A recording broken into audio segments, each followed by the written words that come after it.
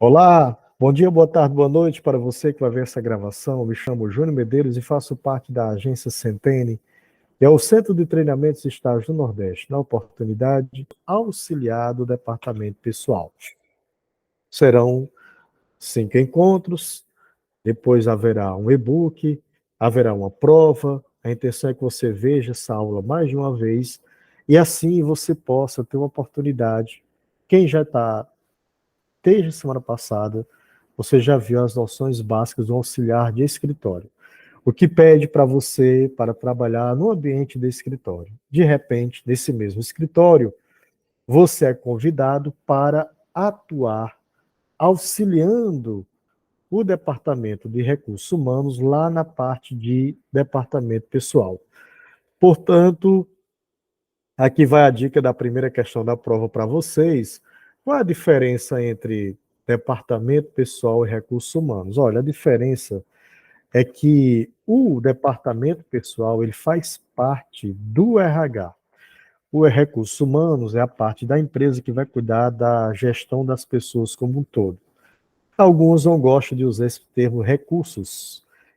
Eu já ouvi pessoas dizer, eu tenho recursos financeiros, eu tenho recursos de materiais, mas gente não é recurso, gente é talentos. Então, eu já vi empresas chamar o RH de não recursos humanos, mas talentos humanos. Outras gostam de chamar de capital humano ou gestão de pessoas. Eu, particularmente, acredito que são nomenclaturas que têm muito a ver com a cultura da empresa, mas para nós, enquanto didática, vamos chamar do departamento de RH, ou capital humano, talentos humanos, toda a parte da gestão voltada para pessoas, voltada para a gente. Aí existem os subsistemas do RH. Dentre os mais conhecidos, nós citamos 5. Você tem o subsistema chamado recrutamento e seleção, treinamento e desenvolvimento, avaliação do desempenho, endomarketing, aí tem o departamento pessoal.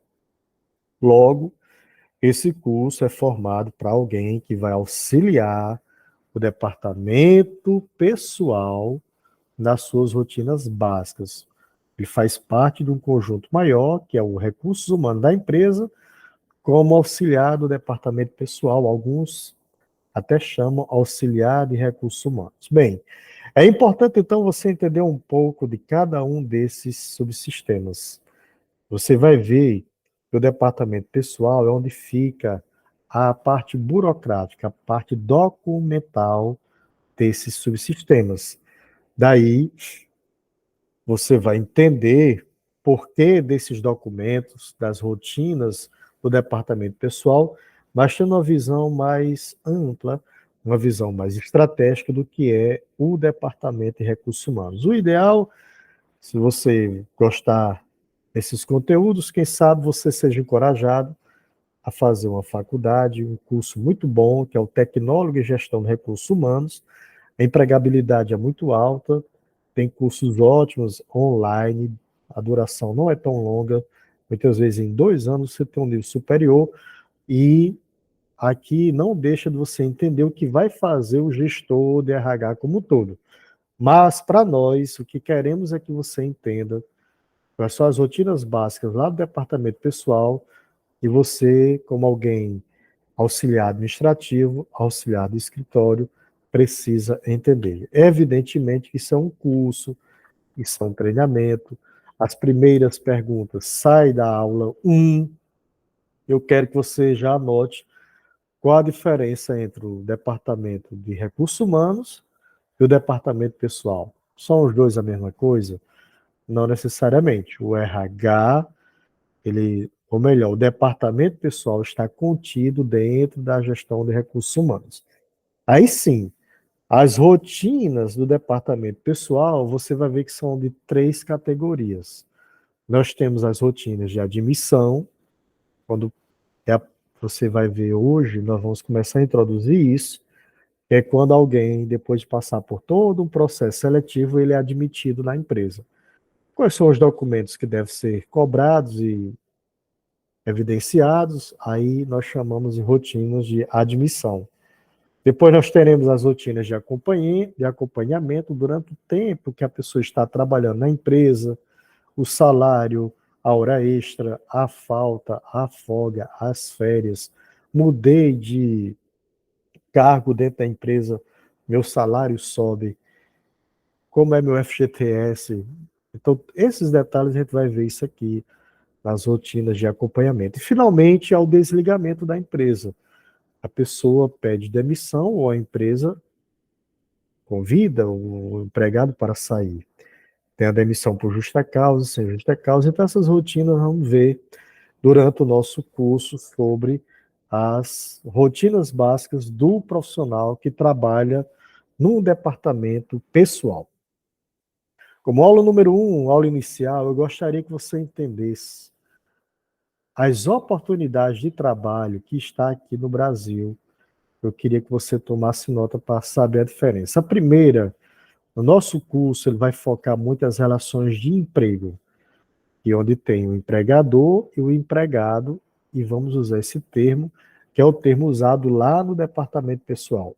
Existe a opção chamada jovem aprendiz, é assinado em carteira, mas esse profissional já segue uma legislação específica. Então, para ser um jovem aprendiz, a empresa, muitas vezes, por força de lei, tem que abrir essas vagas, mas quem vai fazer o jovem aprendiz, ele deve participar de um curso. Em essência, o jovem aprendiz era para ser ministrado os cursos pelo Sistema S, Senai, Senac, etc. Mas muitas ONGs, por até mesmo não conseguir o Sistema S suprir tudo, muitas ONGs estão habilitadas para dar esses tipos de capacitação. E tudo isso é homologado lá no Ministério do Trabalho. Então, é uma relação de emprego, mas com caráter de aprendizagem. Há uma legislação específica para isso. No nosso treinamento, nós vamos abordar essa primeira aqui. Como primeira aula, eu só queria mostrar que você pode entrar no mercado de trabalho como um estágio remunerado.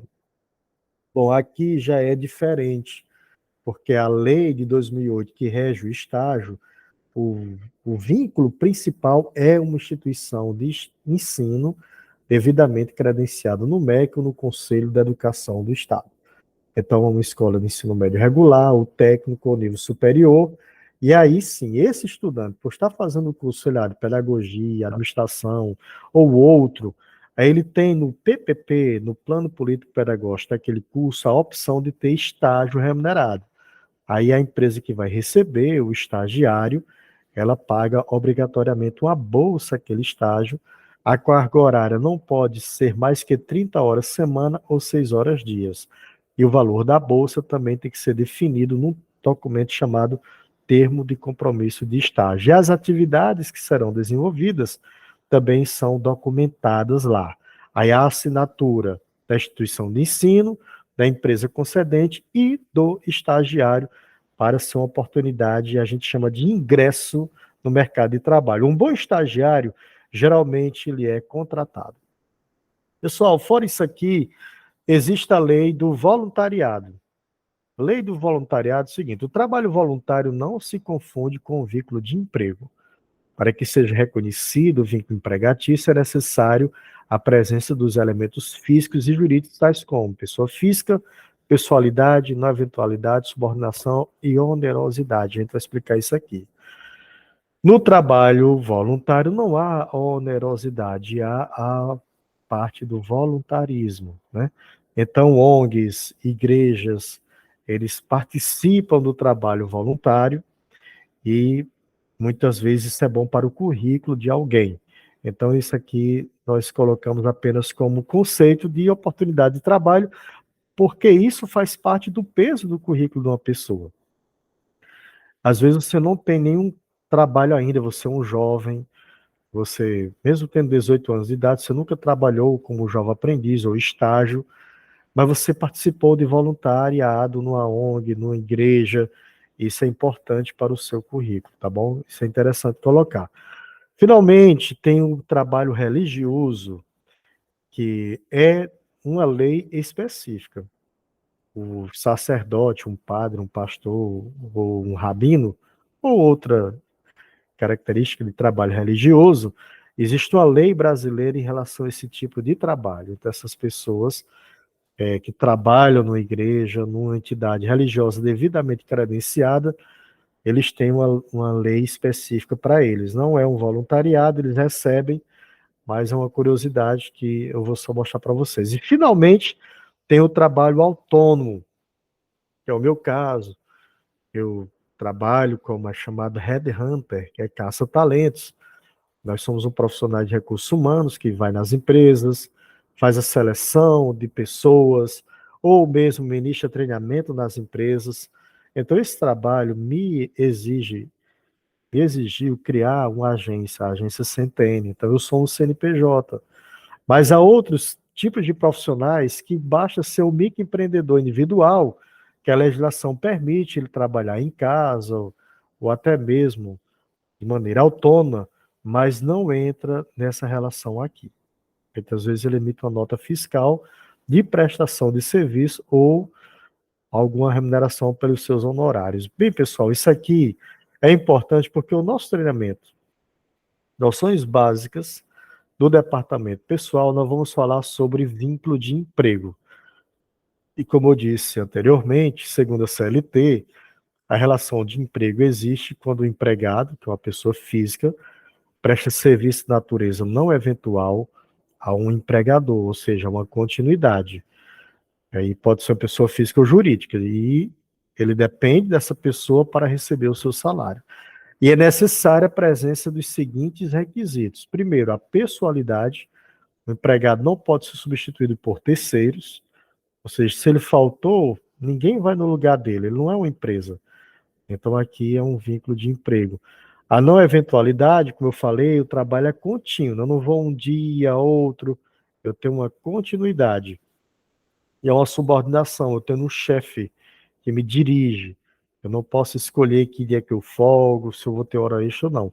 Existe uma subordinação aqui. E, finalmente, a onerosidade. O empregado recebe pela prestação do serviço. Então, esses itens caracterizam o emprego, que é o que as rotinas do departamento pessoal vai usar o termo. Ou você é empregador ou empregado. Se não for empregador ou empregado, você deve ser uma dessas outras opções aqui. Mas se não for uma dessas opções aqui, não é um estágio, um trabalho voluntário, religioso, autônomo, até mesmo um programa de jovem aprendiz, você deve ser alguém que está lá com a sua carteira de trabalho, física ou digital, e vai precisar de alguns documentos, e o auxiliar do departamento pessoal vai ser esse profissional que vai auxiliar ali o gestor da empresa, juntamente com a contabilidade nessas questões. Bom, mais uma vez, então, como aula introdutória, você vai ver que nós vamos dar noções básicas de como se dá as rotinas do departamento pessoal quando se admite alguém, durante o tempo que a pessoa está trabalhando na empresa, que é o acompanhamento, até chegar à demissão, tá bom? Para isso, nós queríamos que você entendesse que essa rotina, número 1, que é a admissão do funcionário, nós vamos começar introduzindo agora e você vai precisar ver a aula 2 para entender melhor. A admissão do funcionário no departamento pessoal, ela é a etapa final de um processo chamado recrutamento e seleção. Mais uma vez, o meu trabalho, a minha agência, é chamado no mercado de Headhunter. O que significa Headhunter? Caça-talentos. Ao pé da letra, no inglês é caçador de cabeças. Mas no RH, nós chamamos de procurador de talentos. Então, é um desafio para as empresas procurar talentos. Então, existe sempre agências, como é o nosso caso, em que a gente tem um banco de talentos para que quando as empresas procuram, nós mostramos para as pessoas que estão no nosso banco de talentos as vagas e as oportunidades. Ou até mesmo, quando você faz um curso aqui conosco, que a gente vai conhecendo, vai vendo que você está presente nas aulas ao vivo, a gente vai sabendo o seu potencial. O nosso slogan da agência Centene é Centene, prospectando e lapidando talentos. Aqui é o professor Júnior Medeiros que está falando com vocês. Até que a pessoa certa seja encontrada, é necessário um trabalho que se assemelha ao garimpo. Assim como os bons garimpeiros de ouro, o headhunter, o recrutador, precisa ser persistente o bastante para não desistir da primeira vez, da primeira entrevista. Todo ser humano é um talento. Você que está vendo esse vídeo ao vivo ou em casa, há um talento que Deus deu para você. Isso é bíblico. Deus deu talentos aos homens. O problema é que às vezes você não reconhece o seu talento, ou se você reconhece que tem, você não quer aprimorar. Mas quando você tem um profissional que lhe ajuda a aprimorar os seus talentos, isso é bom para ambos. É bom para você, é bom para a empresa, porque a empresa precisa de profissionais que vão dar certo lá. E você precisa de um emprego que você vai crescer, vai se sentir bem. Então, os riscos de uma contratação equivocada é nada mais, nada menos do que perfil e candidatos com incompatibilidade. Em outras palavras, quando você pega um rapaz que, mesmo sendo jovem, ele tem um potencial para desenvolver essa carreira profissional, e você percebe pelo gosto dele em estudar, em desenvolver o seu talento, então as empresas vão lá e contratam. E nesse momento, o RH, vou deixar esse slide aqui para você ler, mas depois disponibilizado para os nossos participantes, né, do projeto.